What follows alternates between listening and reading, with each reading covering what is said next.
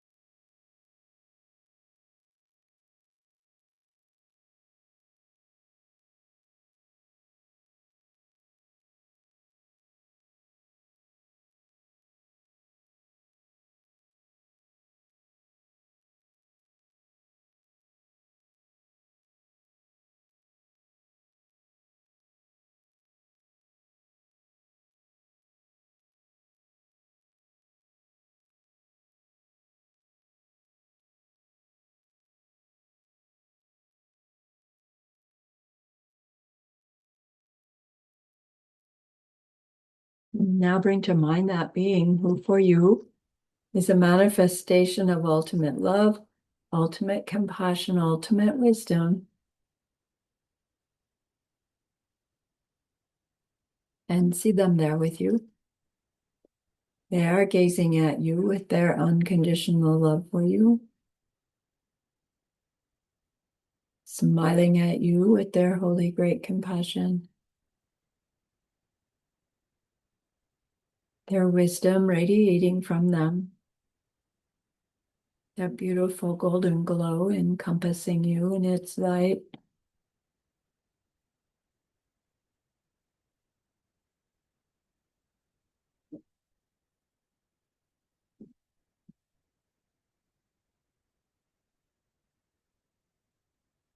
And then we hear them say, bring to mind someone you know who's hurting in some way.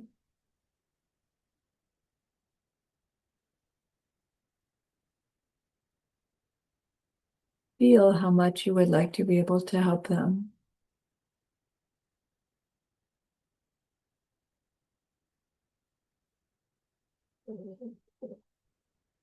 Recognize how the worldly ways we try to help fall short.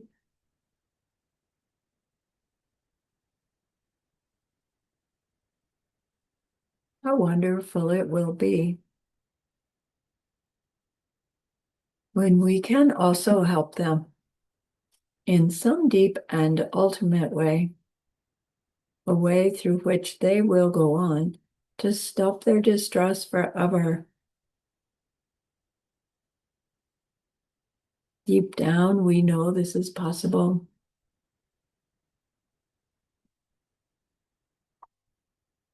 Learning about emptiness and karma, we glimpse how it's possible.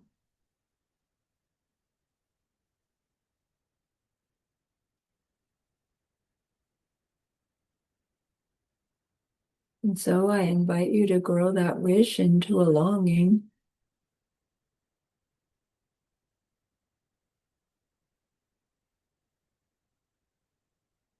And that longing into an intention.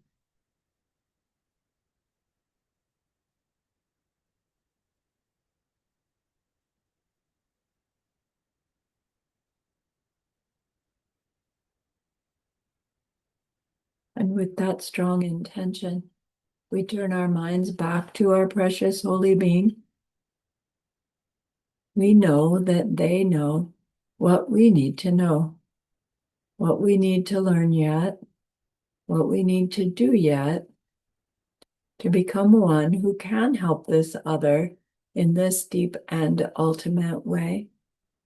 And so we ask them, please, please, please teach me that, show me that, help me become that.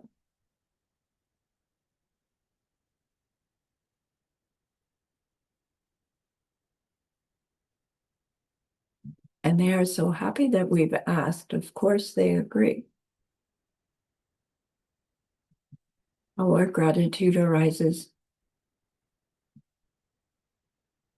We want to offer them something exquisite.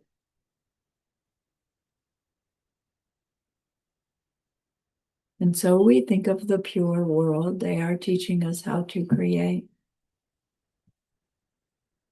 We imagine we can hold it in our hands, and we offer it to them, following it with our promise to practice what they teach us, using our refuge prayer to make our promise. Here is the great earth, filled with fragrant incense and covered with a blanket of flowers. The great mountain, 4 lands, wearing the jewel of the sun and the moon. In my mind, I make them the paradise of a Buddha and offer it all to you. By this deed, may every living being experience the pure world. Idam Guru Ratna Mandala Kamniri Tayami. I go for refuge until I am enlightened to the Buddha, the Dharma, and the highest community. Through the merit that I do in sharing this class and the rest, may we reach Buddhahood for the sake of every living being. I go for refuge until I am enlightened to the Buddha, the Dharma, and the highest community. Through the merit that I do in sharing this class and the rest, may we reach Buddhahood for the sake of every living being. I go for refuge until I am enlightened to the Buddha, the Dharma, and the highest community. Through the merit that I do in sharing this class and the rest, may all beings reach their total awakening for the benefit of every single other.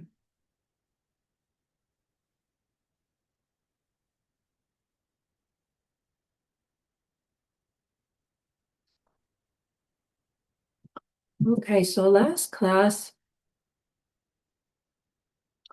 we were speaking about those 16 aspects of impermanence, also known as the 16 aspects of the 4 Arya truths.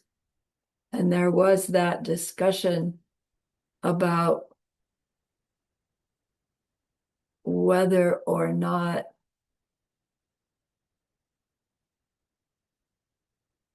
well, technically, the discussion was realization of those 16 aspects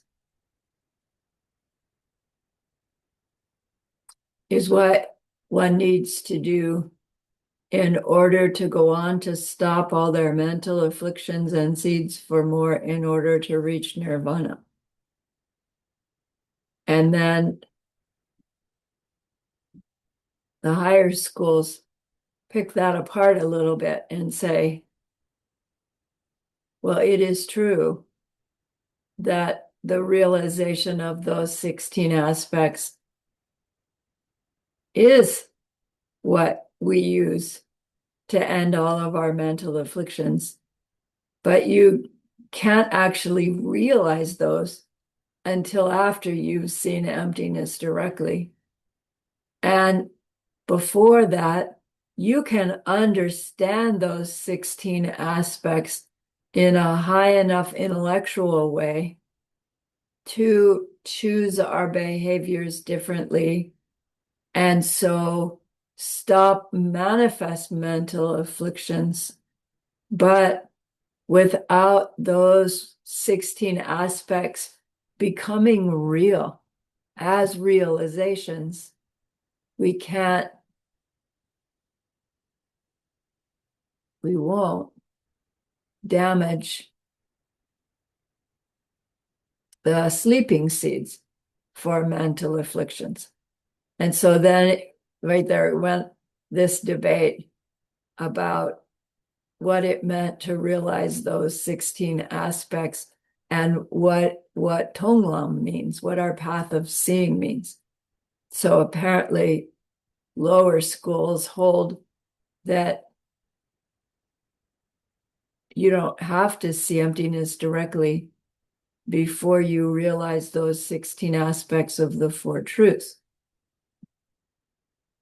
And then Master Shantideva was pointing out that, well, actually, that's a mistaken understanding of what path of seeing is, because path of seeing is experiencing emptiness directly. Whether you do that with bodhicitta in your heart or not, to experience ultimate reality is the experience through which we then see, like really experience directly, the truth of suffering, the truth of the cause of suffering, the truth of the cessation of suffering, because we just came out of it, and then the truth of the path to that. So Master Shantideva's point is that if this, what he's teaching is the guide to the Bodhisattva's way of life, not the guide to nirvana. We get nirvana along the way, but Bodhisattva is, their goal is Buddhahood, and Buddhahood has that additional quality of omniscience. So you could say the state of mind of nirvana plus omniscience equals Buddha, Buddha you, in Buddha paradise emanating.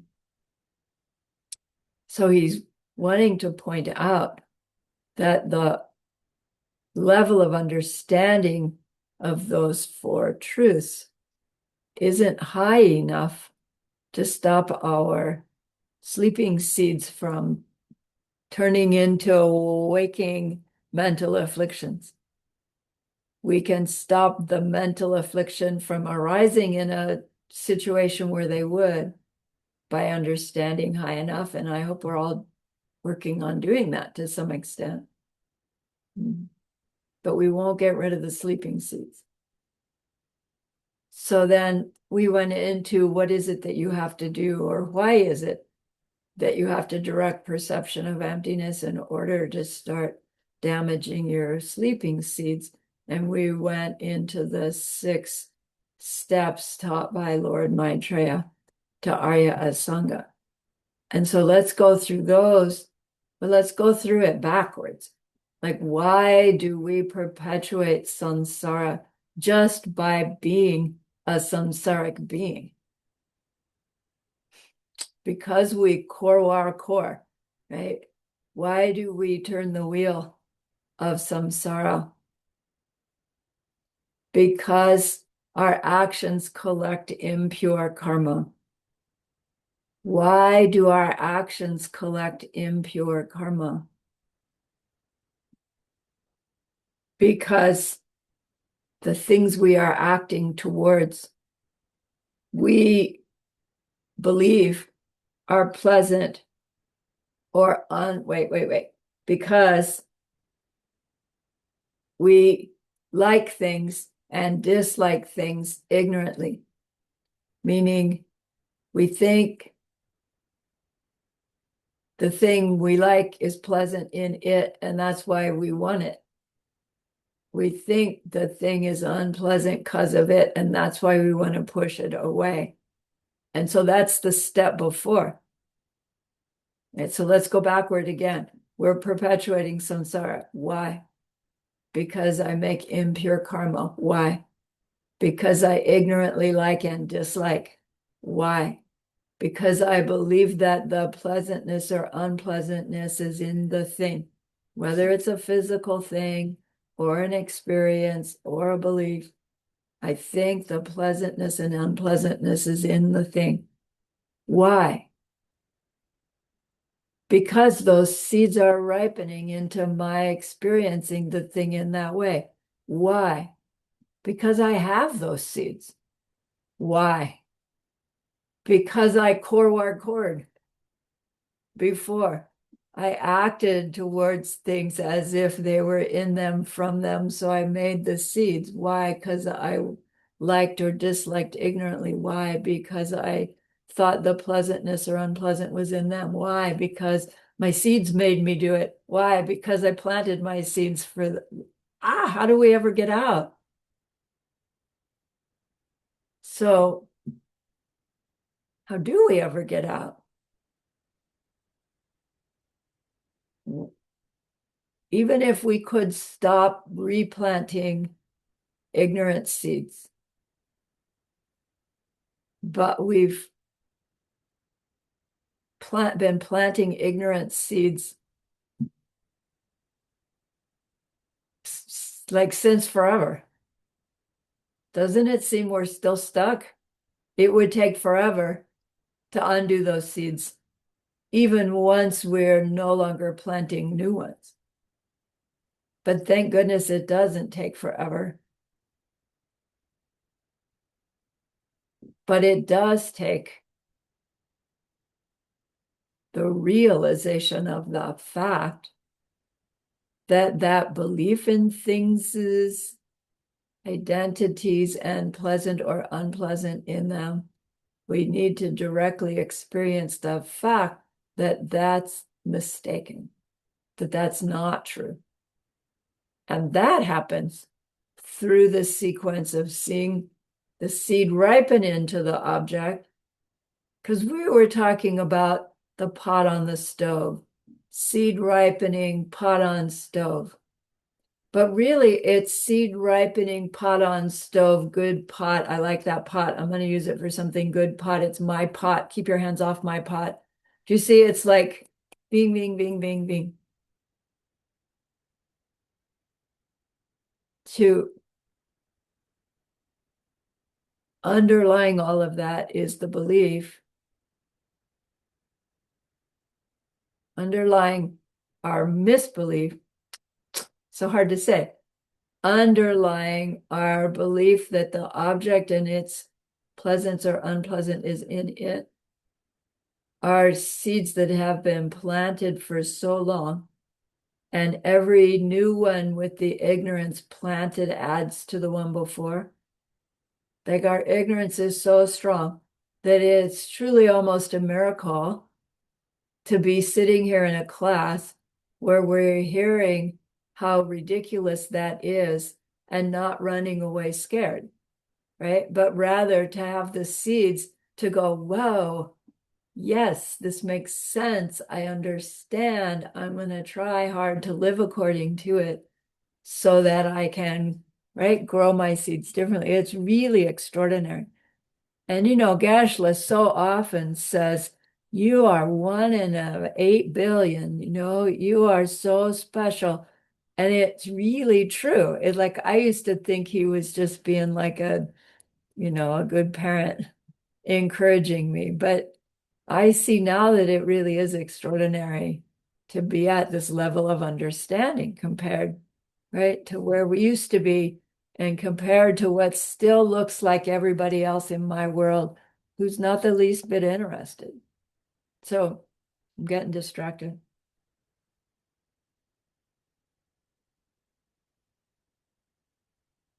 Without showing ourselves, oh my gosh, that object and its qualities are coming out of my mental seeds. And then going into meditation on that and recognizing, whoa, there's nothing that has any nature other than that, which takes us to our direct perception of ultimate reality. And then coming out of that, now we understand from direct experience the truth of suffering, the truth of the end of suffering, the causes of suffering, the truth of the cessation, from the experience of seeds ripening, then nothing but that.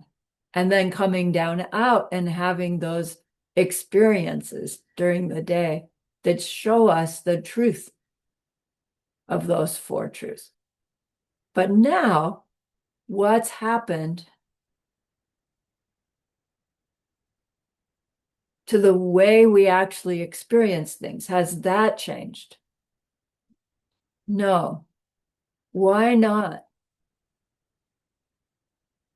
Because we still have seeds from having seen things coming at us. We no longer believe it, however. So every seed before direct perception was planted with the belief in self-existence. Was planted with the experience of the thing in it, from it, and planted with the belief that that was correct. So we've been chipping away at that belief. But until we direct perceive that that belief is mistaken, we keep planting it new and adding to the old. So it does take that brief period of time in the direct experience of the fact that nothing has ever had its nature in it, from it, in order to, when we come out, to still perceive things that way, but no longer believe it. And when we no longer believe it, we are not replanting ignorant seeds for the first time ever. Do we still have seeds stained with ignorance? Absolutely, lots of them. But we are no longer putting in new ones. Whoa, no wonder that's extraordinary. But it takes time before we burn off and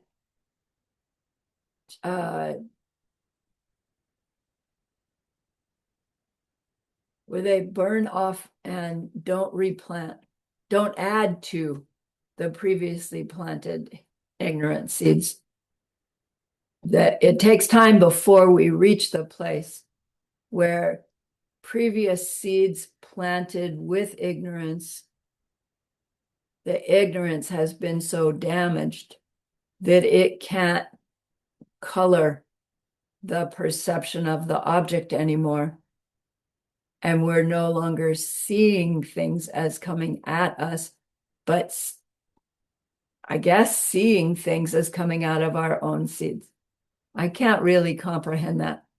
Like to walk through my day, or, my example is always drive the car to the grocery store. What would it be like while you're driving your car to be experiencing it as seeds ripening, seeds ripening, seeds ripening? I can't even imagine a movie, right, where that's being shown. Someday they'll make one, right? Okay. So just for your quiz, which I'm still working on, somebody says, those aren't Buddhist scriptures, so we don't believe. And Master Shanti Deva says, well, why do you believe the scriptures you have? And we didn't know about them, and we learned about them, and we checked them out, and we came to believe they're true, and we believe it, and you believe it, so it must be true. And then Master Shanti Deva says, we did the same with our scriptures. We learned about them, we tested them out, we tried them on for size. We came to see that they are true, so we believe them to be true. And if you'll just check them out, maybe you'll find them to be true too. But if you don't check them out, how are you going to know whether they're true or not? So it's actually skillful. He doesn't say, don't be silly, ours are true. He says, use the same method you used for yours and see what happens. Then finally, some guy says, I tried it. I tried to meditate on emptiness, and you know what? It was scary. And you remember Master Shanti Deva's response, your life is scary. No, come on, get your priorities straight. Okay, so anyway, that's where we are in the chapter. So next we go on to this discussion about wrong ideas wrong ideas about self-existence, meaning wrong ideas about what is self-existent. Not so much what it means, but the things we are holding to be self-existent that we probably wouldn't go to the trouble to try to figure out if they didn't point out to us that we needed to. So first, we need to understand a little better what it is we're misunderstanding. Not just the misunderstanding, but what is it that we misunderstand? So I need my screen share here.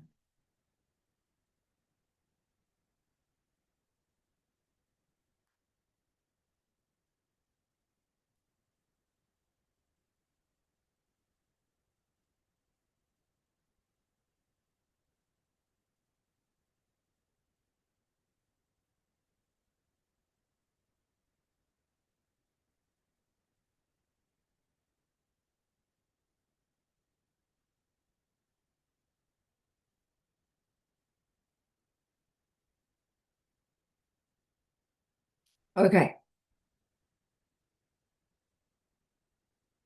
So of all the things that we hold to be self-existent, they can all be lumped into two categories. One is Denzin Kuntak, the other is Denzin Hlenke. Denzin means to hold, true to hold. Den means true. Zin is that word to hold, but not so much literally hold, but meaning a belief that we hold to. So Denzin really means to hold as true. So it means belief. But the Denzin we're talking about here is the tendency to believe that things are self-existent. But remember what we mean by self-existent. The words sound like something exists independent of any other factor. And I think we would all agree that we don't believe anything is self-existent. Everything has its cause, everything has its factors, everything has its parts, right? Nobody just poofs into being. Everything comes from something. So when we say self-existent, we are meaning that we believe that something about it is such that the object identifies itself in some way to us. And then the extent to which the object of our experience is identifying itself to us is the level that we would say that we are in terms of those different Buddhist schools, which we haven't quite gotten into so much yet. Highest school says what we mean by self-existent is our belief that things exist independent of our subject side seed ripening, karmic seed ripening mental image. To exist in any way other than being my seed ripening is what it is to be self-existent, like other existent. Okay, so the term Denzin means this belief that me is in me, you is in you, pen is in pen, right, at whatever level. So in that belief, Denzin, we have belief in things that we've learned. So kuntak means learned ideas. We're going to come back to that word when we're studying mind-only school in greater depth. And it's used in a different way there. But here it means those ideas that we learn as we're growing up in any given lifetime about what it is, right? To be, for us, to be human in a human world. So we're not born with a whole lot of beliefs about where we come from and which fork to use at the table and, you know, who made the world or what government is best. Those are all things that we have learned. Someone taught us about them and they changed our mind as a result because we went from not knowing about it to knowing about it. And for many of those beliefs, the circumstance in which we learned that were that we were in a position where there was an authority figure, someone who knows, like an adult, teaching us about something. And as kids, we believed, right? So we believed what our elementary school teachers taught us. We studied it, we regurgitated it onto the test, right? And we came to believe it's all stuff we learned because we weren't born knowing that stuff, right? So as Geshe was teaching this class, he was saying all those things that we learned, we were taught that they are self-existent. And it's like, I don't ever remember my teachers saying, this is the history of California, the gold rush came and blah, and all of that was happening self-existently. I never heard those words until I was in my 30s. So it's not that we are taught self-existence, but all of those things that we were taught, we hold them to be true and in them from them. And it's so ubiquitous, we don't even know we're doing it until somebody points it out to us. And no, we're not going to believe the person who points it out to us if we haven't asked, right? If we haven't wondered or questioned, because it's too radical an idea to say, no, there's nothing outside of your own mind. It's like, what? There is so lots of things outside my mind. Okay, so Dens and Kuntak.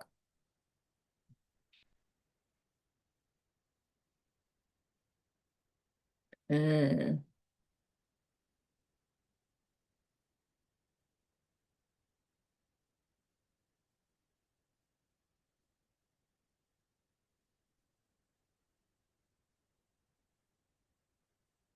You know, uh, over the history of humanity, some of those learned ideas have been shown to be flat out wrong. Like, there was a period of time that if we had a human life, we would have been taught the earth is flat. Don't keep going that direction, you'll fall off. And it was true. But then, fast forward some thousand years, and now people go, that was so archaic, so right to believe that. It's so obviously not true. And then we have proof because we have a photograph from space, that shows this flat disk. That when we look at the photograph, we say, no, that's a sphere. And it's like, well, wait a minute. What I'm actually seeing is something flat. So we're, right, we now believe something different. than before. And so we believe what they believed before was wrong, but it wasn't wrong for them. It wasn't wrong for the me that was back then. But both of them are wrong in the sense of not being true for everybody. Okay. So lots of things, ideas that we can come up with.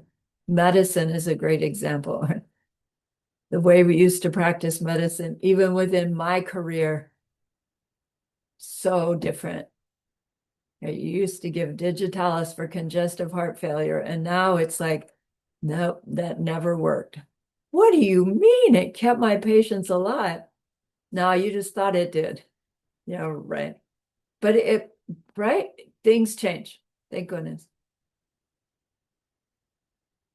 Then there's a second wrong way that we hold to things as true.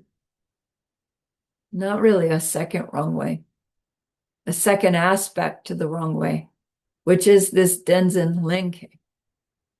Lenke means inborn. K is to born or grow. Plan is it's like already there. Denzin Lenke is that we're born, we have this innate belief in things is identities and qualities in them. Mine and me, you and you, any experience, the objects of that experience has their natures in them. We're born with those seeds, as we learned from Lord Maitreya.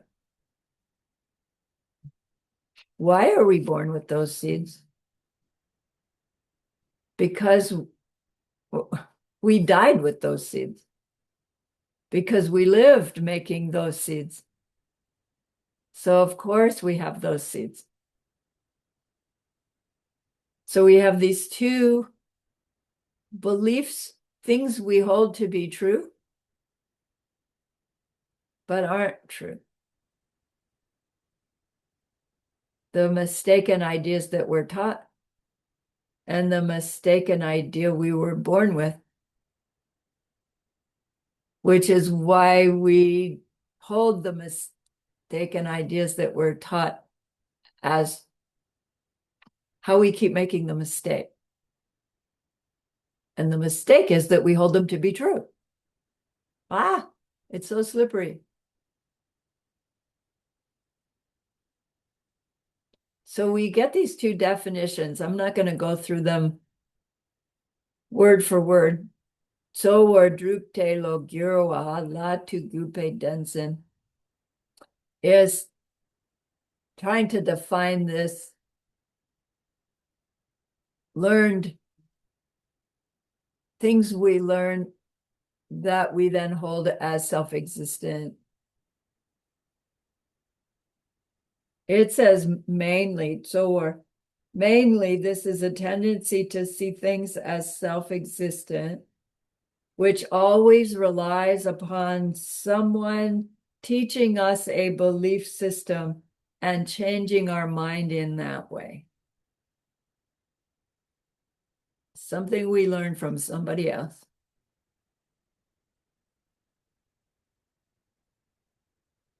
Our universe began out of a big bang.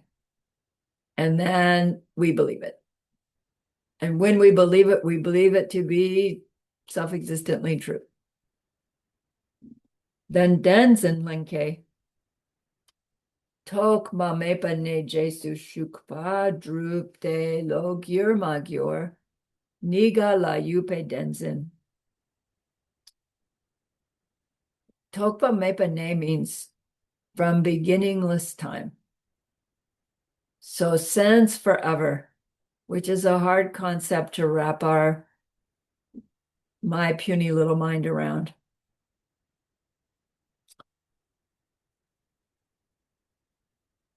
Lo means my mind. Gyur magyar means changed, not changed. Gyur magyar. So this Denson Lenke is defined as people who have and people who have not been exposed to a belief system both have the tendency to see things as self-existent, and this has been the case since beginningless time. Trying to describe the fact that we're born with the belief in self-existence that makes us then hold anything we learn to be true self-existently, meaning independent of our projections. What makes our projections be what they are? Our seed planting behavior.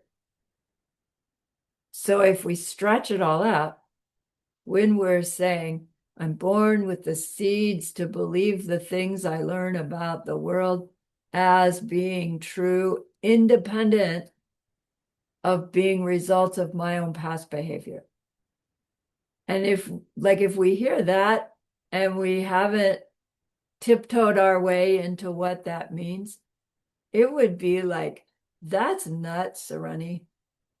The scientists teaching me about the Big Bang Theory, come on, how did I possibly behave in some way to somebody eons ago that's ripening as that experience? That just doesn't make sense.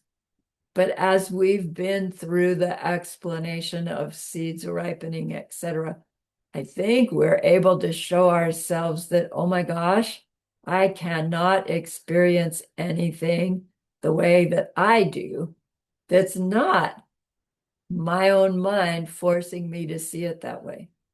So yes, we all created the scientific world in which they could build a rocket ship and send people to the moon, right? They're almost there right now. Our belief in self-existence of things has made that happen. No, that's not quite right. Despite our belief in the self-existence of things, we had the goodness, if that is a goodness, to be able to create that and sustain that. If any of it were self-existent, it could not have happened. It would not have happened. So Denson Kuntak and Denson Lenke. So the Lenke is why we believe the Kuntak things are true in them, from them, independent of our past behavior. So then Geshe Michael says, if you were to ask someone who has had the direct perception of emptiness, and you said, well, what's really the difference between these two beliefs, these two denzins? They would say the difference is Tonglam Gyepa, which doesn't really answer the question. Tonglam Gyepa means path of seeing level 8. Sagyepa says Gepa is 8, Sa is level. The level they're referring to here are the Bodhisattva levels.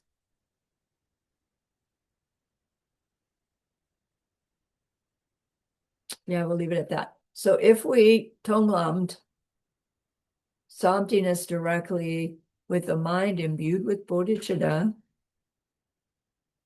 when we come out of that first time direct perception as we understand, we are then automatically Arya Bodhisattva on our first bhumi, and we will be focusing on applying our wisdom to our perfection of giving.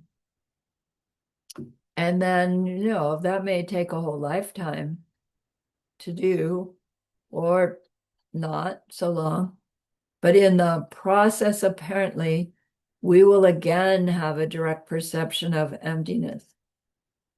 And the emptiness we experience will be identical to the emptiness we experienced before and identical to the emptiness every Buddha is experiencing always.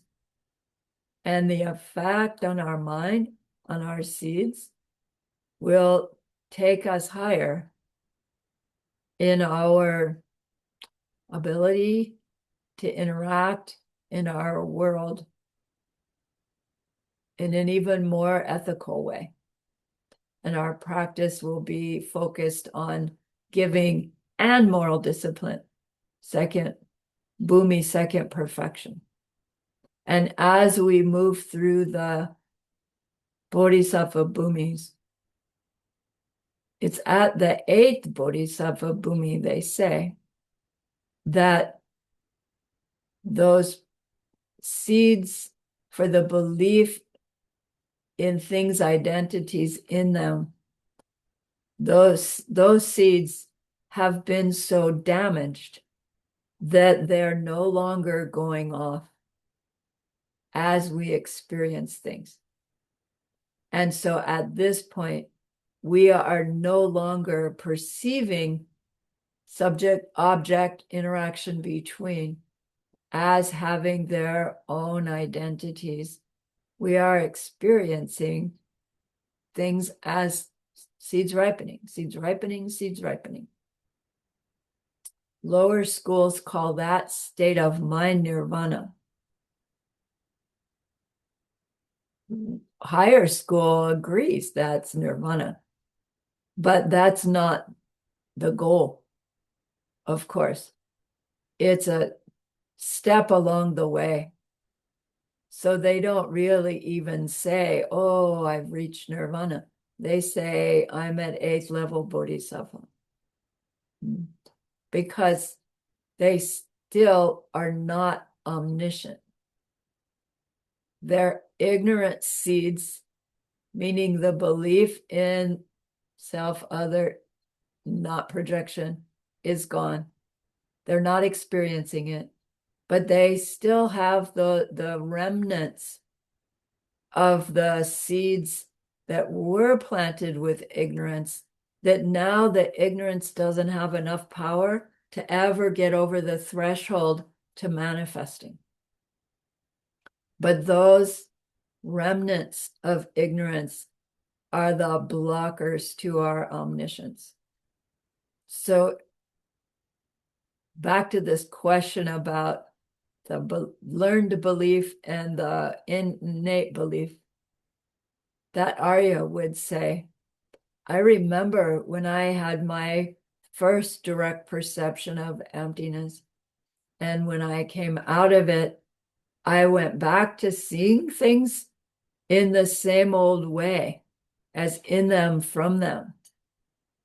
But I no longer believed it because out of personal experience, I now know that that's incorrect. Looks that way, but can't exist that way. And so at that 8th, at that first direct perception of emptiness, I now no longer believe my Denzin Kuntak. Right?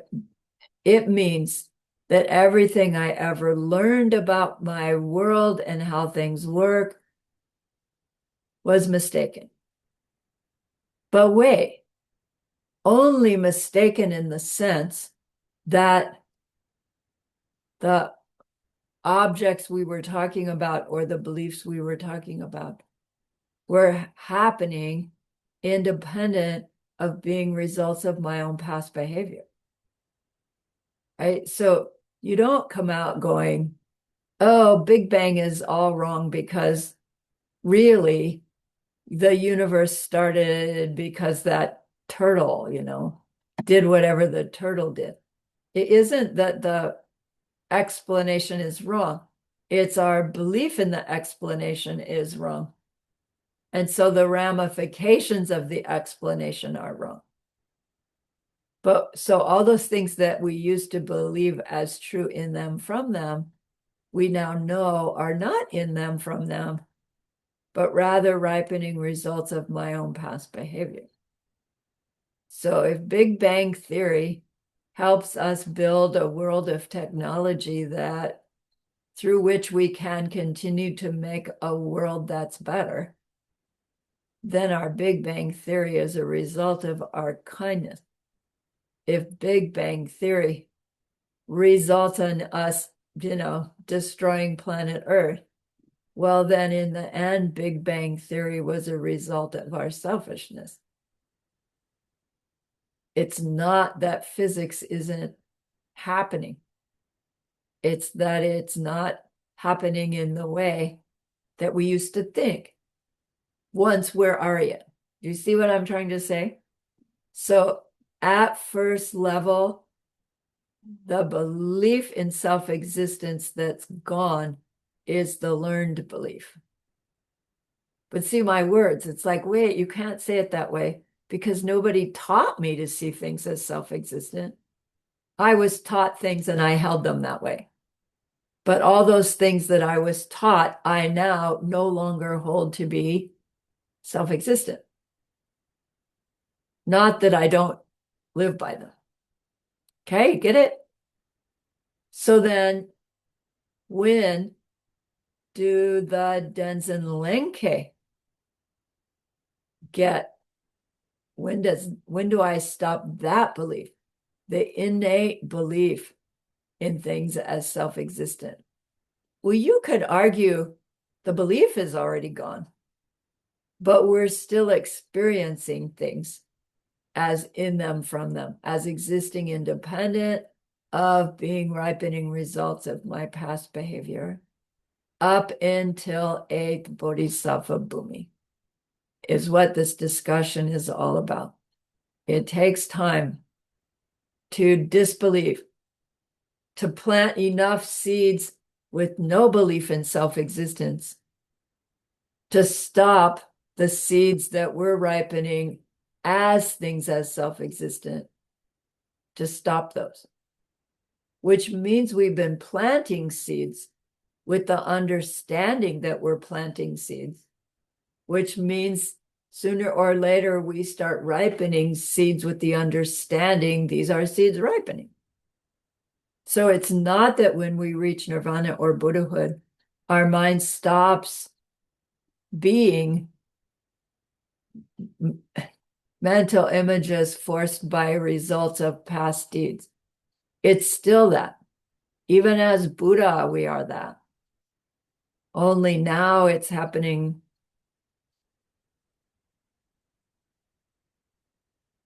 emptiness and appearing reality simultaneously all 3 times. But that too is ripening.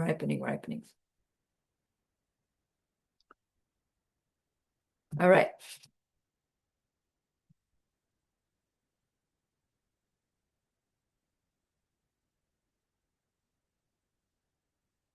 So Master Shantideva goes on to point out that there are 3 basic wrong ideas that are learned within the Denzen Kuntat category of things we learn. Meaning, when we are trying to understand the nature of our reality, one of the ways we do that is we go looking for the basic building blocks of existence. And we have physical existence, we have mental existence. And so both of those, if they have their identities, qualities in them from them, we should be able to find a basic thing that when it gets all put together becomes the physical thing we're experiencing or the mental thing we are experiencing. So in order to check out these 3 basic wrong ideas, Master Shantideva says, let's look at what we believe are the basic building blocks that of form, of mind and of self, I guess we could say, to see if we can show ourselves how and why the misbelief, the belief that we hold about them can't be true, and experience ourselves in the way that we do. I think I got that right. These are three basic intellectual things that we hold to be true about our existence that we think are correct, but in fact are incorrect. And as a result,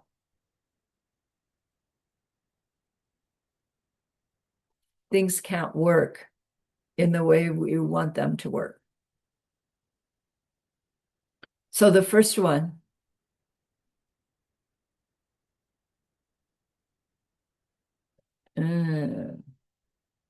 is here. Gansak dang pungpo, gansak dang pungpo jewo, dang kupo shindu zimpa.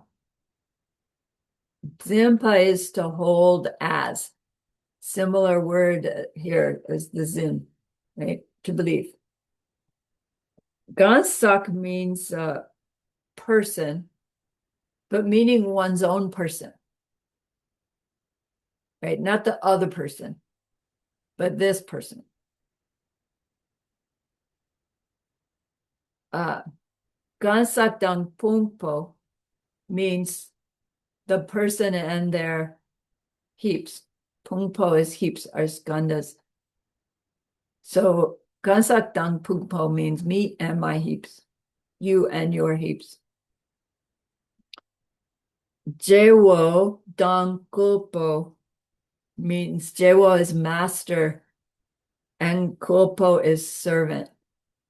So this is saying we believe that me and my heaps are like a master and its servants. So he's pointing out that we experience ourselves in such a way that we believe that there's a me that actually exists somehow separately from my heap of form, feeling, thumbs up, thumbs down, discriminating between things, all the other factors that make me up, which is there, all our emotions, and the awareness of the different aspects of my form, eye awareness, ear awareness, etc., and the mental awareness, thought awareness, which is my awareness of my emotion, my feeling, discriminating, all the other factors, all right, thoughts. So we have those 5 heaps. And if we're honest, and you're ordinary human like me, we think there's a me integrally related to those things, but also somehow absurdly separate from them, who is in charge. And we grew up being taught, as 2-year-olds, don't do that, don't do that, don't do that, don't do that. Parents are trying to protect us from hurting ourselves because we don't know any better. But we are learning, right? I can do this because nobody says no. But every time I do that, they say no. And we're learning how to be in the world. The reason we can learn how to be in the world because there's a me that learns that. And then that me says to the body, do that, don't do this, right? Seems like it. And then we learn these emotions. This emotion is pleasant. I let myself have that. I search for things that give me that. This emotion is unpleasant. I stay away from that. It's my choice, right? Well, if it is our choice, and we are master over servant, why do we ever do anything, right? That makes us upset. Why do we ever do anything, right? And you see, our own mind says, well, I don't ever do anything to make myself upset. It's the other guy that makes me upset. Yeah, but if I'm master over my servants, it wouldn't matter what the other guy said. I would say to the servant, don't get upset. And if I were truly master over my servant, the servant would go, yes, ma'am, and not get upset. But guess what? My servants don't obey. Well, then who's the master and who's the servant? It can't be, can it?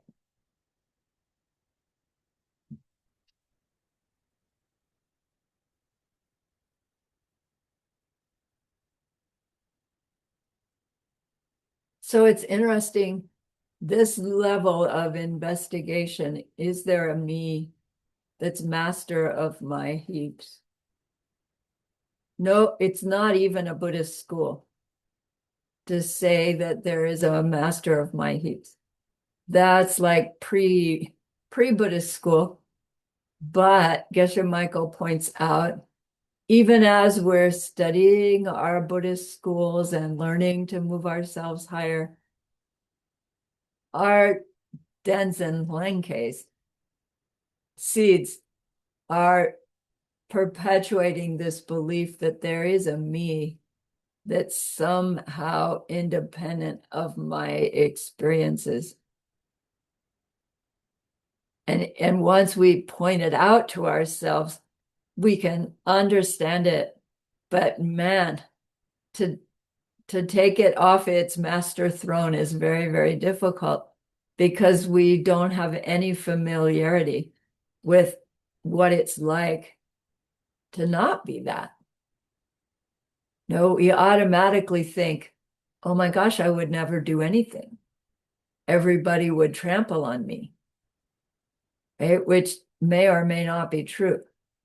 But when we start to chip away at our wrong belief, if we don't have a powerful grasp on an accurate belief, we're going to end up in free fall. And that's not the point. So,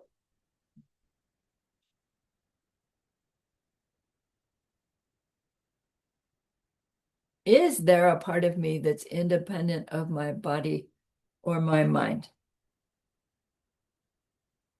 Can't be, right? Can't be.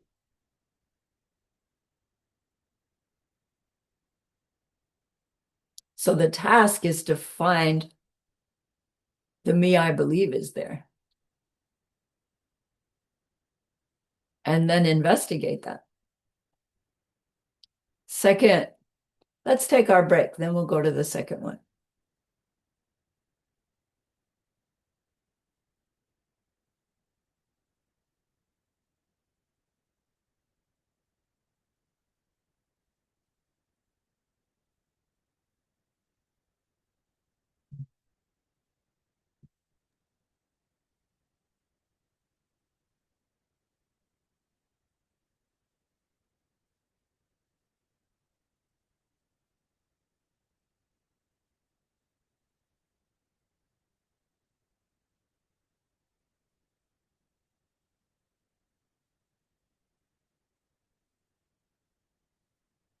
Yes, Kong Li.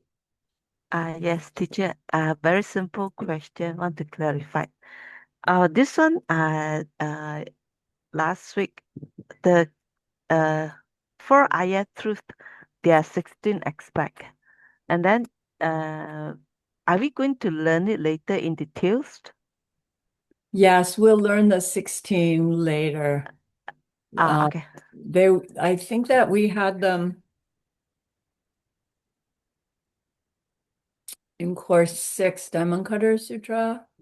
Geshe went through them, but then he has subsequent outside of ACI courses.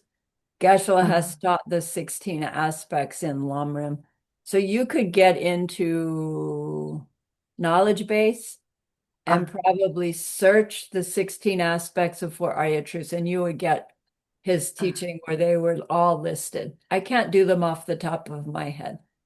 okay. I go and find it. And then Yeah. saying that, eight Bodhisattva level, uh just now I heard that, one perfections equal to one level. So six perfections, is it six level of Bodhisattva? Does it mean like that? You mean the first one is generosity, and then you gain one level of Bodhisattva level. And then if let's say up to six, seven, eight, nine, 10, and then up to 10, does it mean that we can become Buddha? Well, technically, the debate is at 10th level Bodhisattva, you are Buddha, Buddha. Uh-huh. but it's not clear whether it's at the first moment of 10th level or end of 10th level, which you would never get to the end. So Uh, I'm not really sure.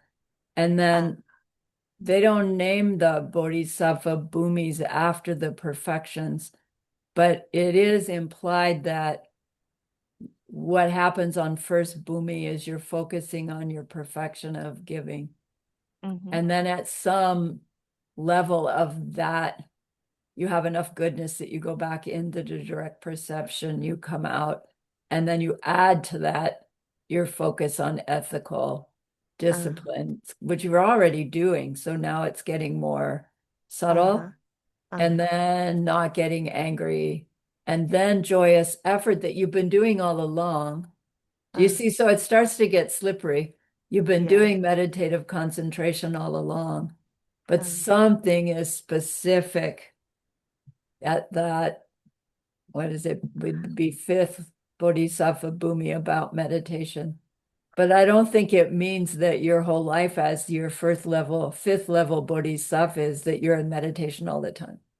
uh-huh. I don't think it's like that.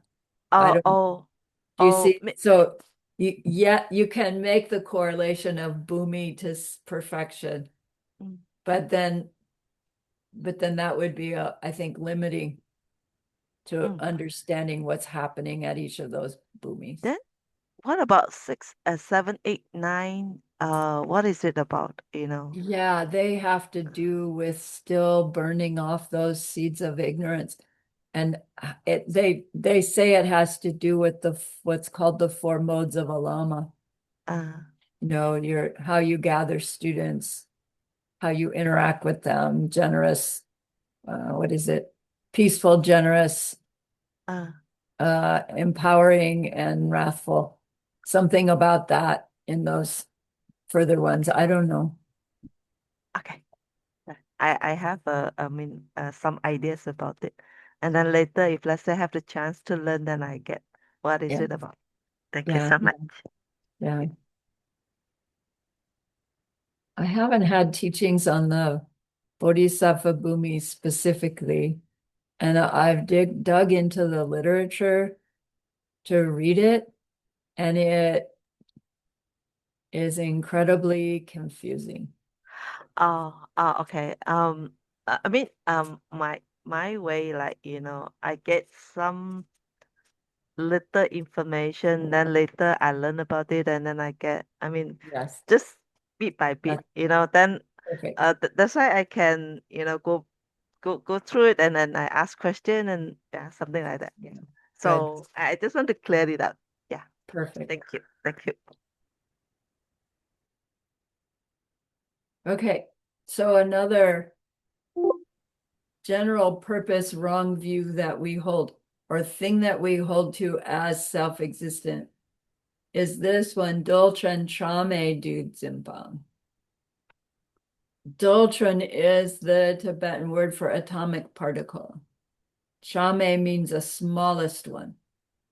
We hold that our physical world is made up of tiny, smallest atomic particles that are put together in different ways. to become our physical world.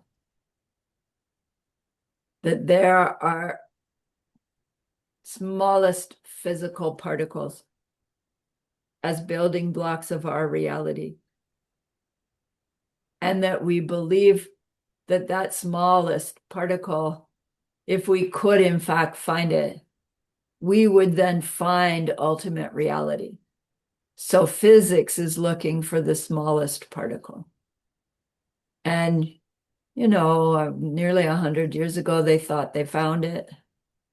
And then, well, I don't know, 25, 30 years later, oh my gosh, we could split that one too. And then 10 years later, oh my gosh, we can split that one too. Then 5 years later, oh my gosh, right? And they're still splitting those smallest particles.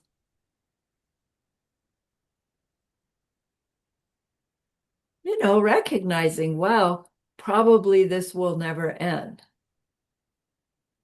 Probably, right? The smallest particle is actually going to be always outside of our grasp. But somehow that doesn't make us wonder, well, what's really there then? It doesn't make us wonder, oh, I should have been kinder. Like, who would connect that dot? Mm. Is it true we have a physical world that has atomic particles? I don't know. That would be a debate. Is it true? Is it there? Yes. We live in a world of form. Does a whole form have to have parts? Yes. So if we take my whole body and as the thing we're talking about, and then we say it's a form and it has parts. So here's a part. So now we're calling this part the whole. Doesn't this whole have parts? Yes, look. So let's take another whole. Does it have parts? Yes. So let's take another part. Does it have parts? Yes. Okay, let's take another whole. Does it have parts? Do you see where we're going?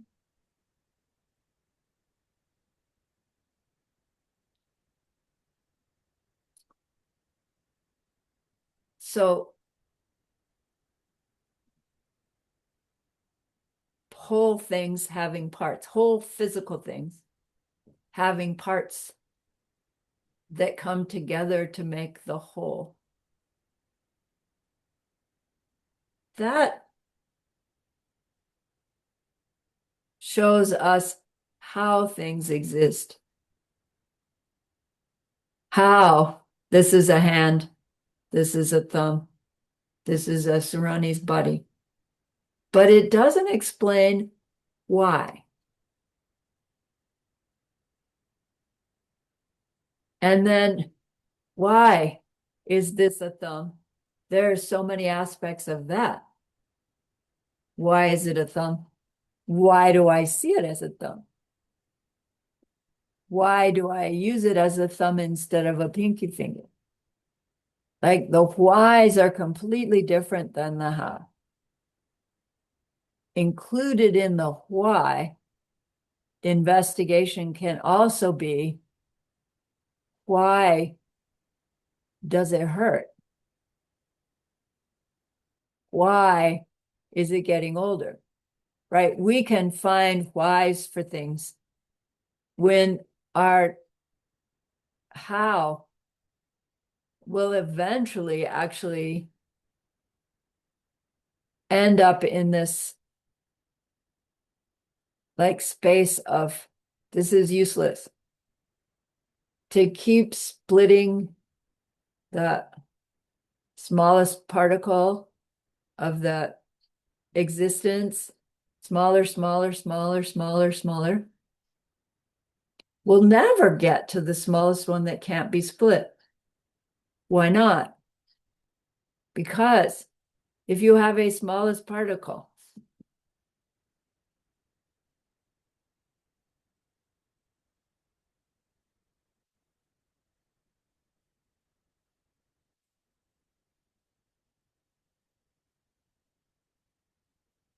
and you have another smallest particle, and the premise is these two smallest particles have to come together in order to make stuff, then you can never say there's a smallest particle and have two particles come together. Because in order for this particle and that particle to come together,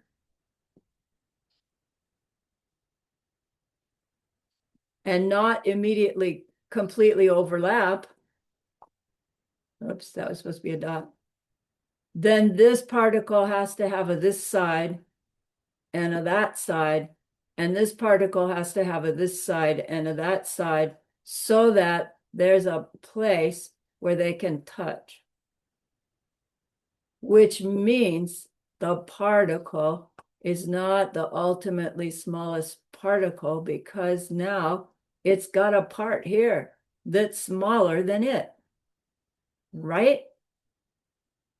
So if our premise is there's a smallest particles that come together to make up reality, there can't be a smallest particle. Can there be small particles? Yes, but not ones that are indivisible, smallest. But we believe that there are. We are believe that there has to be smallest particles that make up our being.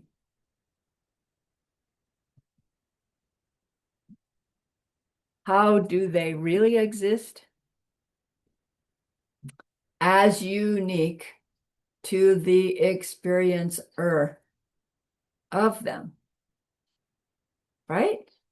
Right down to the smallest particle.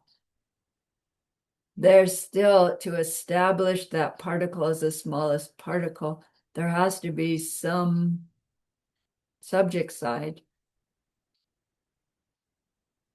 observing it, knowing it, talking about it.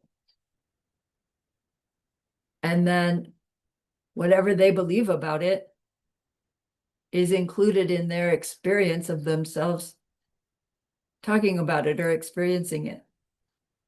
And whether or not they find it pleasant or unpleasant is included in their experience of it.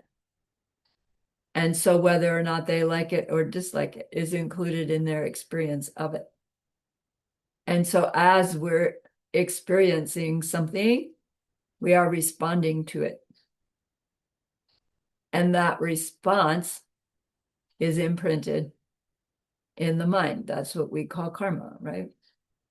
So we're not saying there are not small particles of physical world. There are, but there's no such thing as a smallest one. What we find is when we go looking for the smallest one, will always be a ripening result of how we've treated others. It's like, again, that just seems to come out of the blue. For the scientist to be able to split another particle, right? They're going to go, wow, look what I did. That's a good thing, right? That's a result of having helped somebody else get some kind of discovery. And that's the only place that can come from. Like, it's not direct yet for me. I know it, I can apply it intellectually, I get it. But it's not the obvious conclusion yet. It will be after we've seen the seed ripening, gone into direct perception, come out, had the 16 aspects, we will connect that dot. And then the basic building blocks of physical reality will include atomic particles, but not from their own side, which is what makes them real. Any atomic particle from its side, in it, from it, isn't just not real, it's non-existent, it's impossible. So every atomic particle that we've ever heard of or interacted with have been results of my own past behavior.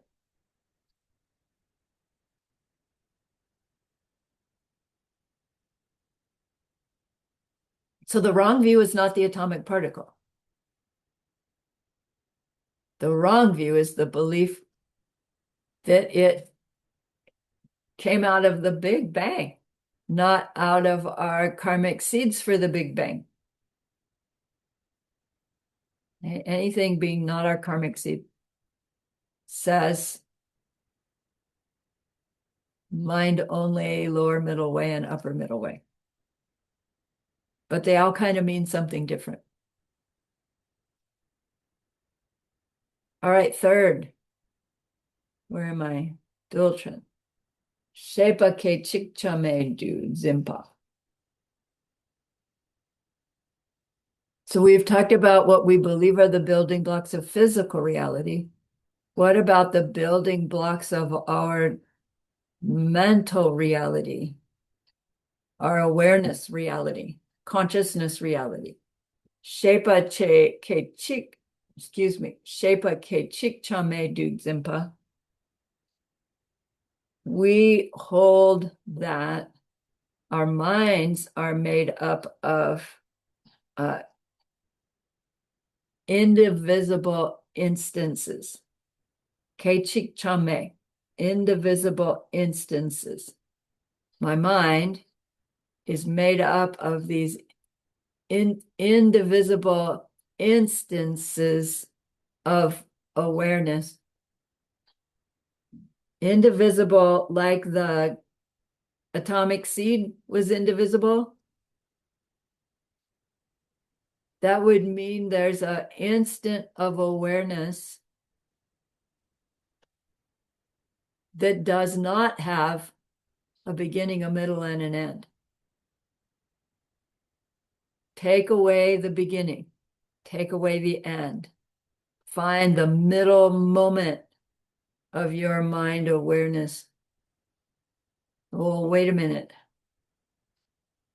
Is it the beginning of that, or the middle of that, or the end of that? Okay, take that away, get the middle. Wait a minute. Right? Can we find an indivisible moment of mind? No. Does that mean there's no mind at all? No. That means the mind that I'm aware of when I'm aware of it, it has these changing moments. Constantly changing, technically.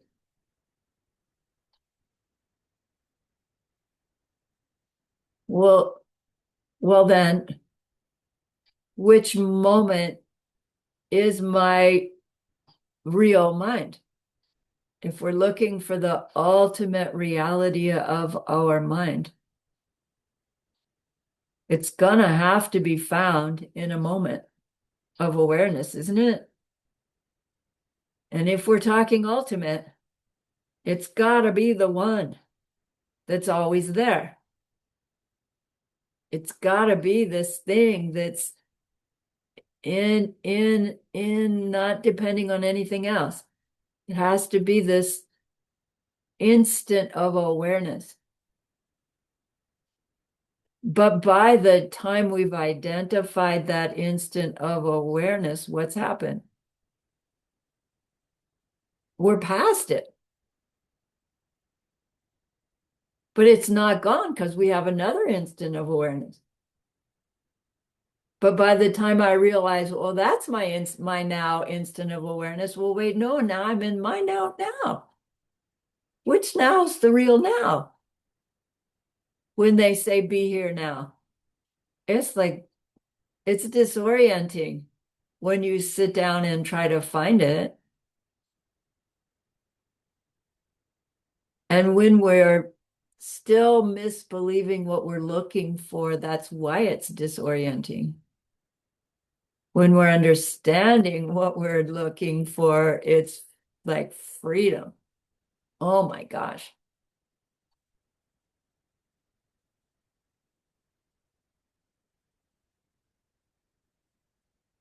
Hmm.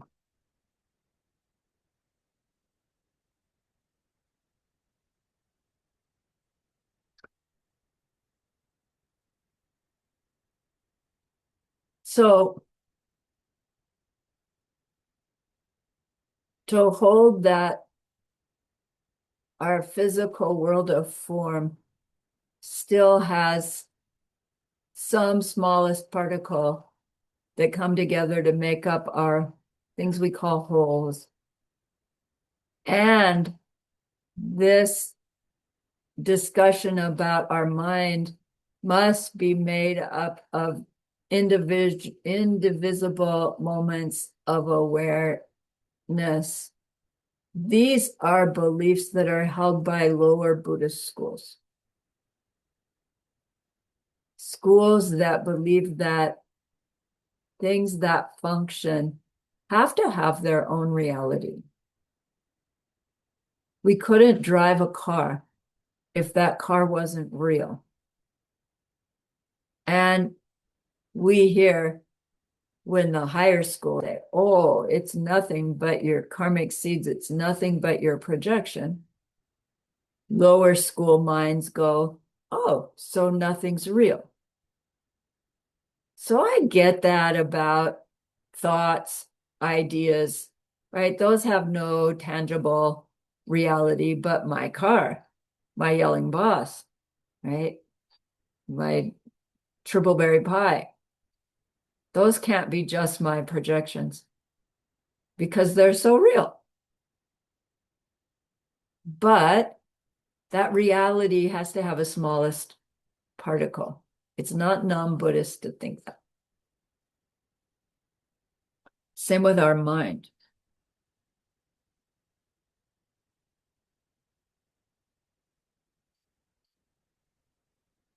Mm. But that third one about our me, we said that's not even Buddhist school to say there's a me that's my master over my parts. And Master Shantideva helps us sort that through. So when we say,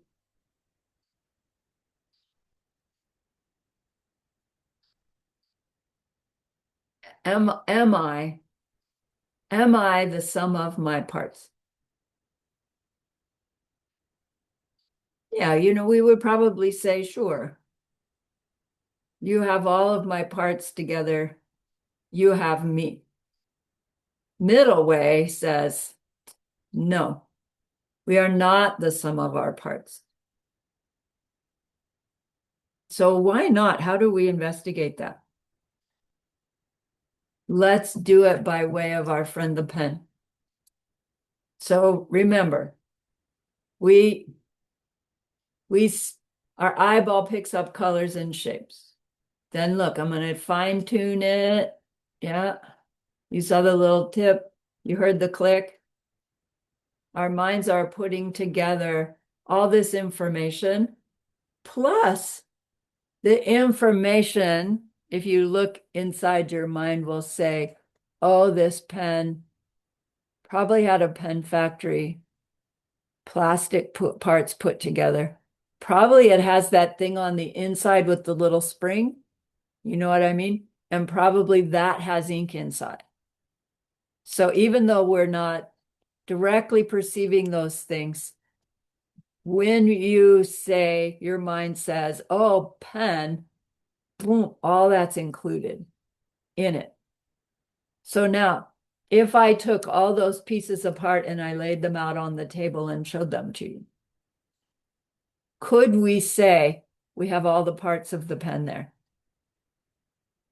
Yeah, where I would have showed you. I took it all apart. There it is. But would we say we have a pen there? No, because it's not all put together yet. But I put it all together. I write with it. Do we have a pen now? Technically, yes, but also technically no. Because what if I did all of that demonstration in front of a dog and a fly? And I put it all back together. Do I have a pen then? No, I do, but the dog doesn't and the fly doesn't. What's missing? What's the missing piece? Right. The projection force from the mind of the experiencer of the object. Don't we think that's part of the sum of the parts? No, because it's not in it at all. It's a part of the experiencer, not a part of the object. So now do that with your you. Am I, your I, the sum of your parts.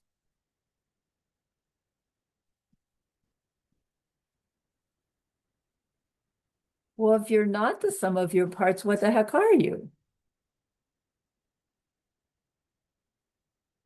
Can you be over there and your parts be over here?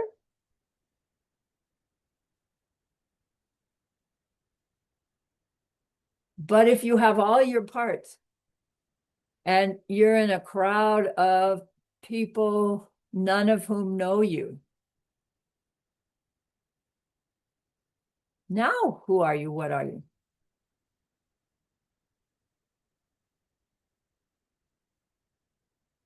I have to be me in me. But if I'm me in me and all my parts are there, then everybody in that crowd would have to know me as me. And nobody does. But then suppose one person does. Oh, Sarani. And then that confirms, oh, yeah, I am me. And they recognize me as me from me.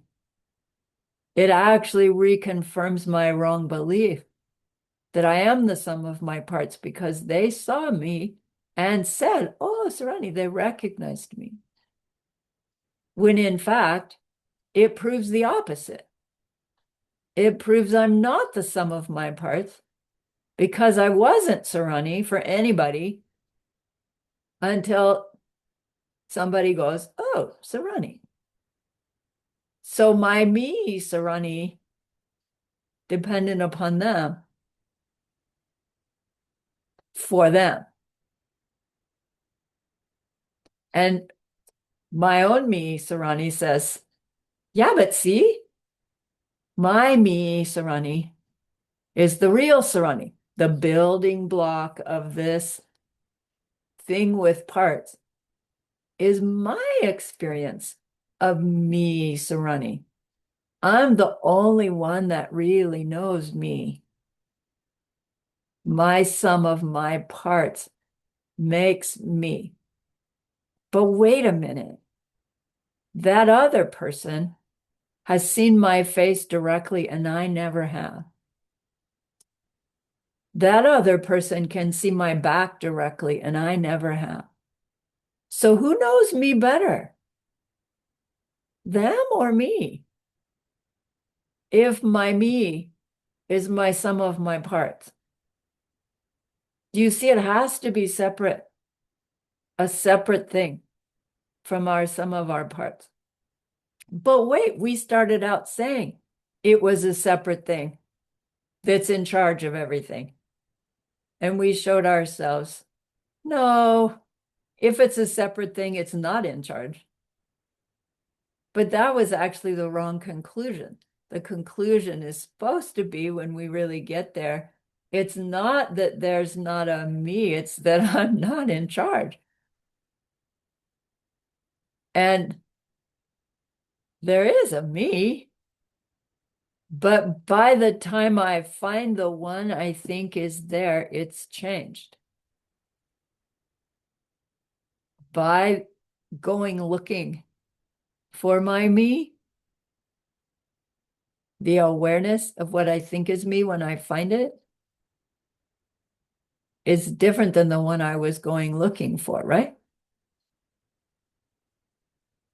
And then when I think I found it and I try to hold it for a moment, it's like, phew, it's so slippery because it's what? Because it's part of every seed ripening. And we're ripening seeds at 65 per instant, planting seeds at 65 per instant. Included in that planting and ripening is the me aware I'm doing it. So which one is the real me? There has to be a me, but I can't find it. When I try to pin it down, it won't stay pinned. Changing, changing, changing.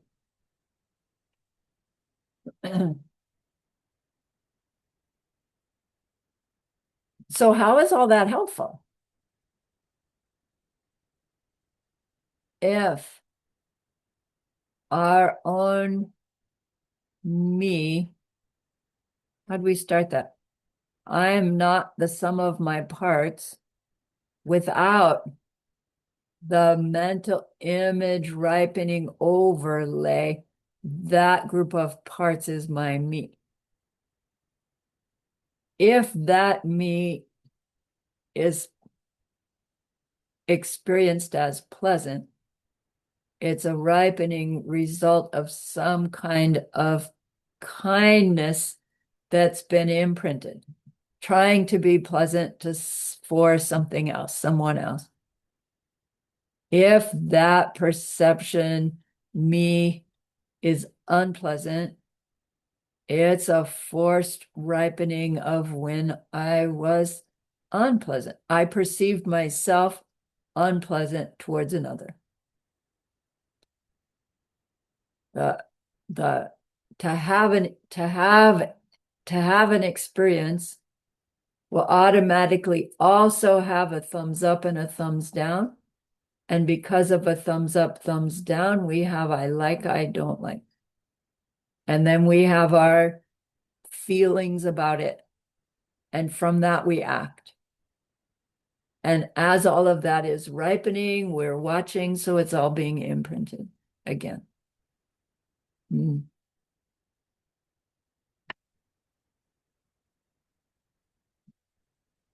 So if we want to experience ourself in my world, which is my parts, which is exceptionally beautiful, safe, abundant, joyful, the only place that will come from is perceiving ourselves trying to help others be abundant, be safe, experience beautiful things, enjoying themselves. How do we do that? We practice our 6 perfections. We avoid the 10 non-virtues. We consider those refuge advices as clues to how to behave. Sooner or later, maybe we take our Bodhisattva vows and have those help guide our seed planting career. because all of those guidelines for behavior are what an omniscient being knows that human minds can do to see themselves in such a way that will plant seeds that when those ripen, will ripen as a more and more pleasurable world for everybody, all the way up to Buddha self and Buddha paradise emanating.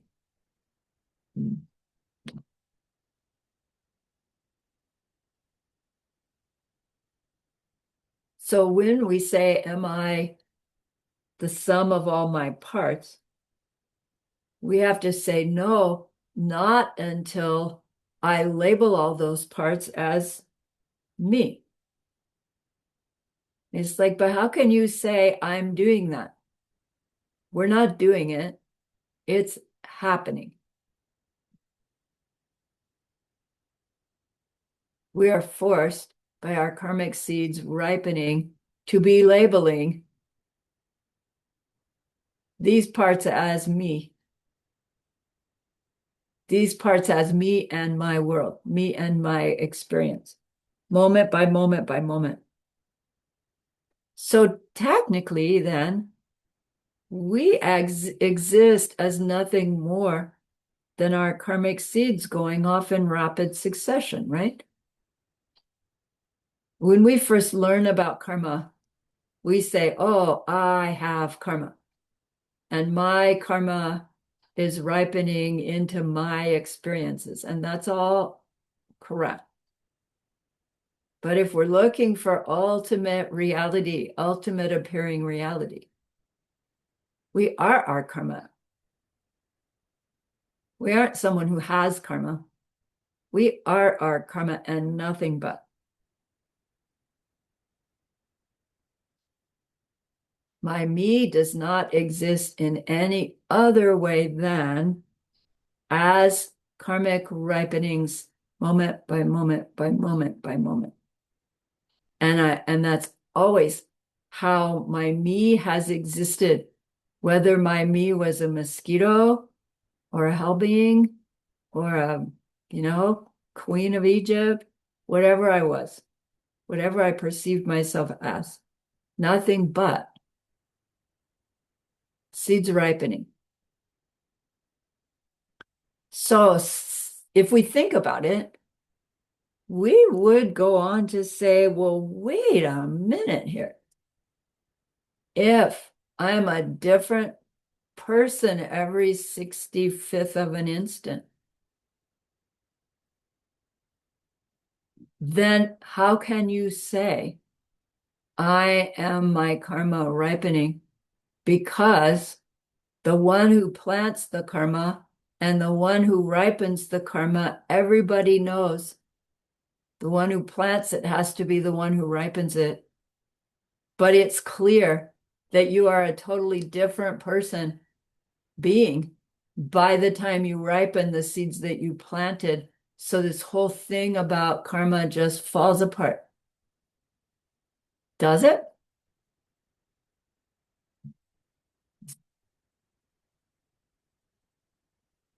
There has to be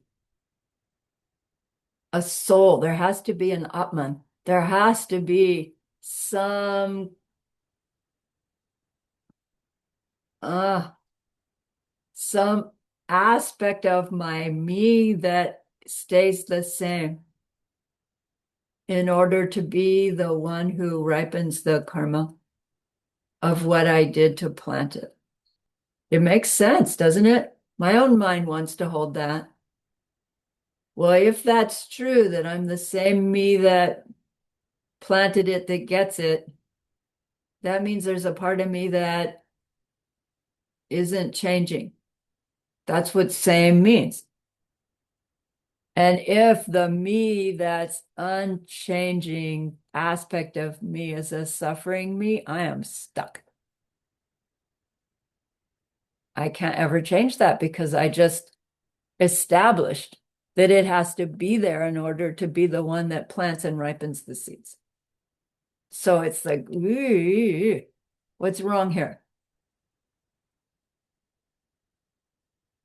So Master Shantideva, he has three answers to this comment. And I'm still cooking them because they don't seem like definitive answers. They seem really slippery. He says, first of all, you're right. The person who collects the karma and the person who experiences the result, they are not the same person.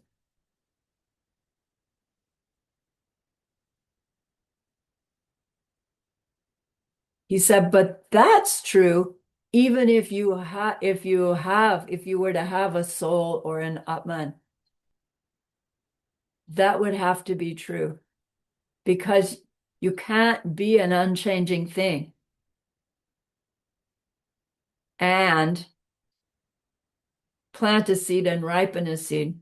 Like if we are an unchanging thing, that means we can't have changing experiences because any experience we have changes us. So you, it's true, even for having an Atman, that you're different. You are a different person when you ripen your result as when you planted your seed. Secondly, his answer to this person is you can't have a cause and a result happening at the same time. It's impossible to have a cause and a result happening at the same time because they would be the same thing.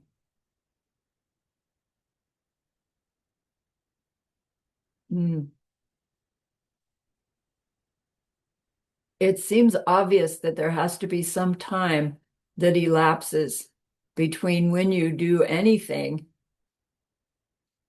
that creates a cause for the result to come out of it, even if it's just a split second. Because if they happen at the same moment, it means they're the same thing. If they happen at the same moment and they have a relationship, then it's not a relationship of cause and effect. Technically, they don't even have a relationship because they are the same thing. And you can't have the relationship without two different things. Mm.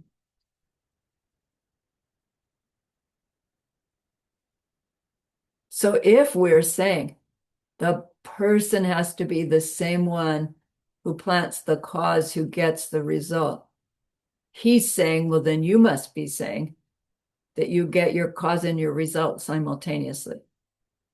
Because you as a person have changed by doing whatever you did to make the cause.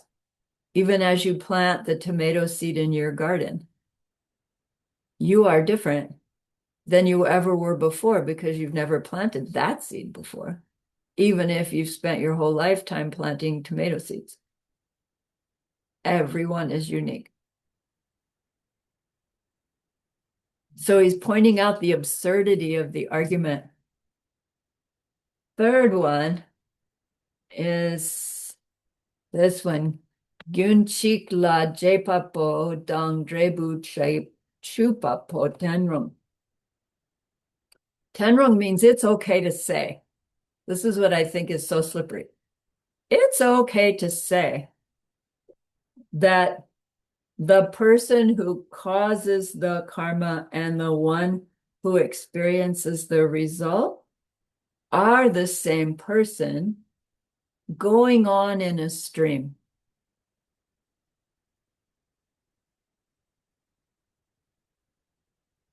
It's okay to say that the person who plants this karmic seed and the one who gets the result are the same person going on in a stream. So consider yourself standing by the side of a stream. The stream is there. Like the whole thing that we're looking at is this stream. The stream is made up of water running by, right? If we could take a snapshot of that stream and look into its existence at that moment, we would find certain molecules of water there at that moment, but then gone, there and gone, there and gone, there and gone. That stream is made up of constantly moving molecules of water, never wears out, as long as the groundwater's still bubbling up. But it's never the same 2 moments in a row, that stream, is it? It's there every time we go and look at it. Oh, there's the beautiful stream. But every instant it's different. Is it the same stream? Yes. But is it the same stream? Never. All right, apply that to your you. And that's the you he's talking about here. Your subject side. So in any given moment of experience, there is the subject side of awareness, our me, and then the object side of our awareness, and the interaction aspect of our awareness. So with every experience, subject, object, interaction, it's the 3 spheres, which means with every seed planting, there's a subject, object, interaction. Do you see the sameness factor in every seed that's being planted? Our subject side is always our subject side. That's what it means to be subject side. Even if we were somehow able to become aware of someone else's subject side, that would still be an object side for us, because it takes a subject to experience an object. And interestingly, it takes an object for the subject to experience in order for there to be a subject. So there is always subject-object interaction, but you are never not the subject side. Your subject side never mixes with somebody else's subject side. Otherwise, if it could, Buddha's subject side, a Buddha's subject side, would have been forced to mix with our subject side by the compassion and love that made them into Buddhas, and we would all perceive ourselves as Buddhas right now. Buddha can't do that. Do you see why no one can take your karma? Because it's your subject side, never somebody else's. So our subject side, technically subject-object interaction, is all the stream going.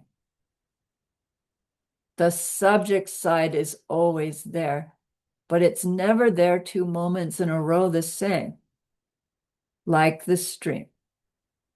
Never not there, never not your subject side. Will it always be Olga? No. Even the Olga might think she has is not the Olga, because she's changed by the time she's thought of herself as Olga. But we don't go from Sarani to Bob to Sharon to, right? Maybe our labels might change like that, but we're still subject side unique to each mind stream.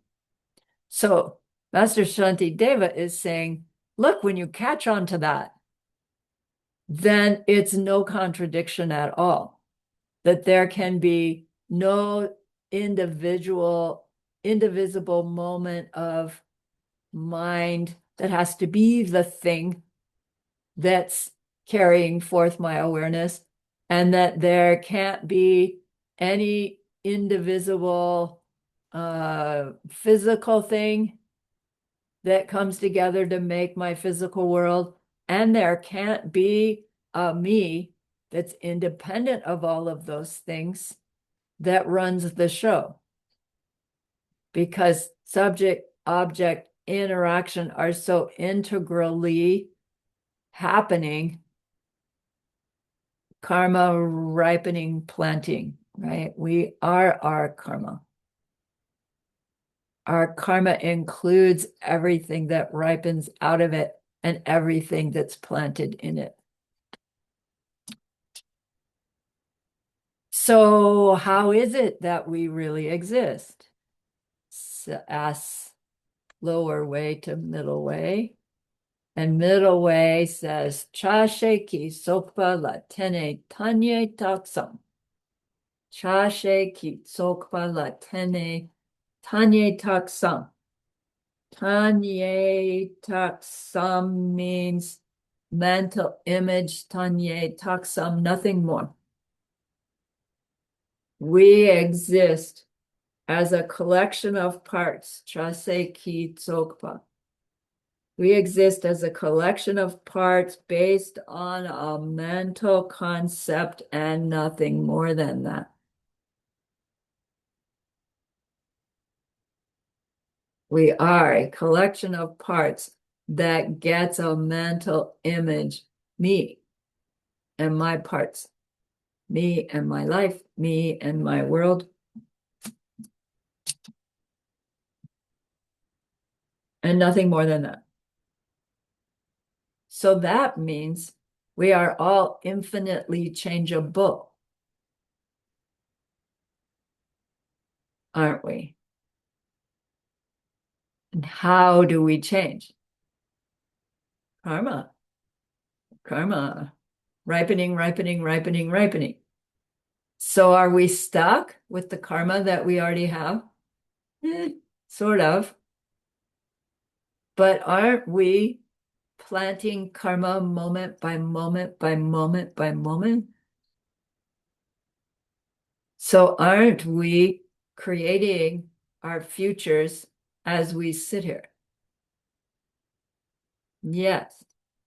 Is there anything you cannot create if there is nothing that's not your mental image laid onto a collection of parts?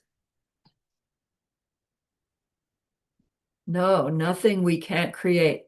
Nothing horrible, nothing amazing. We can create amazing. How do we do it? By way of our behavior. What behavior? I already went through that.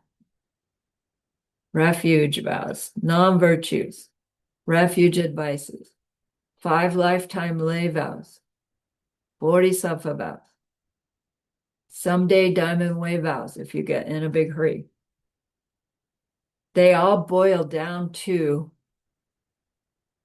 compassion and love, living according to caring about others' distress and wanting to help, whether we can or not in the worldly ways, and love, wanting their happiness, not meaning wanting it for myself to take it from them, but it makes me happy to try to bring you some happiness.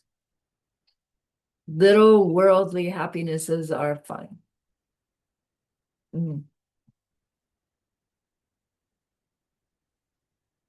When we go looking for the self-existent thing in our physical world, in our mental world, in our emotional world, we will come up empty-handed. And that empty-handedness is the availability or the promise of Buddhahood. Because when we find there's nothing there in the way that we thought there was, we find that what's there is forced on us by way of our past behavior. And we find that, oh, through my current behavior, I am creating. Not I can create, but I am creating. So let's create something everybody will like to the best of my ability. Is there anything that everyone will like? No, no such thing. Can I try to bring somebody some individual, unique happiness, kindness? Yeah, that will develop a world in which we see everyone enjoying everything they experience. That's possible. All right.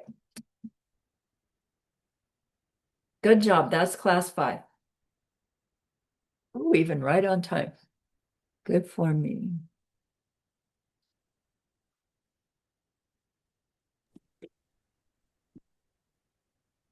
So remember that person we wanted to be able to help.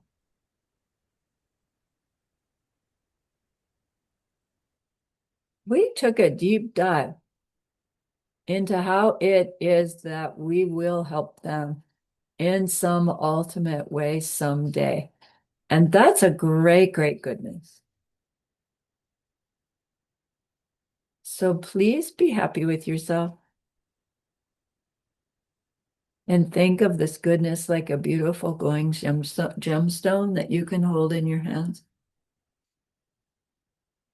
Recall your own precious holy guide. See how happy they are with you.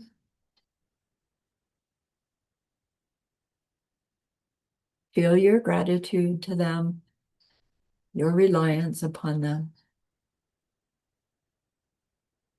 Ask them to please, please stay close, to continue to guide you, help you, inspire you, and then offer them this gemstone of goodness.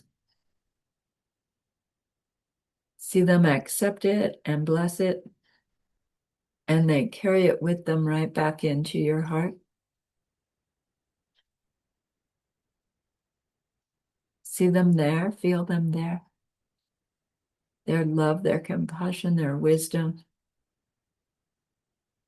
It feels so good. We want to keep it forever. And so we know to share it by the power of the goodness that we've just done. May all beings complete the collection of merit and wisdom, and thus gain the two ultimate bodies that merit and wisdom make. So use those 3 long exhales to share this goodness with that one person.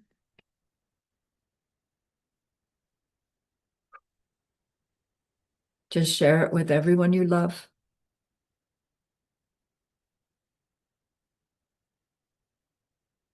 To share it with every existing being everywhere.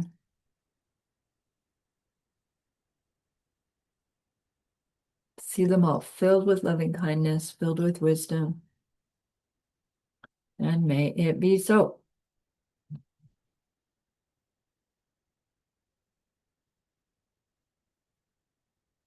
All right. Thank you again for the opportunity to share. I always learn stuff.